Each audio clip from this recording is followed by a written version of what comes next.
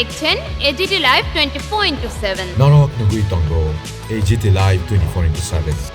আমবাসায় একের পর এক চুরি ছিনতাই প্রবহমান। ৫ লক্ষ টাকা ছিনতাইয়ের মাত্র কয়েক ঘন্টার মধ্যে আবারও চুরি। এবার চোরের দল হাত সাফাই করল আমবাসার এক স্বর্ণালঙ্কারের দোকানে।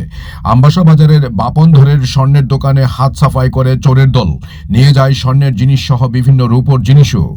২৭শে মার্চ সকালে এসে দোকানের মালিক দেখতে পান দোকানের ভেতরের দরজা কেটে চোরের দল ঘরে ঢুকে হাত সাফাই করে নেয়। সঙ্গে সঙ্গে খবর দেওয়া হয় পুলিশে। পুলিশ এসে ঘটনার তদন্তে নামে। কিন্তু বিষয় হলো, আমবাসা বাজারের প্রায় প্রতিটি দোকানে রয়েছে সিসি ক্যামেরা, কিন্তু একটি সিসি ক্যামেরাও বাজারের দিকে দেওয়া নয়। যদি দোকানিরা কমপক্ষে একটি করে সিসি ক্যামেরাও বাইরে দিতেন তাহলে চোর পাকড়াও করতে অনেকটাই সুবিধে হতো। তাছাড়াও আমবাসা পুর পরিষদ থেকেও আমবাসা বাজারের সিসি ক্যামেরার কোনো ব্যবস্থা নেই, যার ফলে চুরির সংখ্যা বাড়ছে। আমবাসার পুলিশও চুরির কোনো কিনারা করতে পারছে না। Bureau report AGT live 24/7। Chain নিছে, আংটি নিছে, তারপরে স্বর্ণের একটা জিনিস লয়ে গেছে আর চেনের আর আংটি আর কিছু না, স্বর্ণের জিনিস একটা নিছে।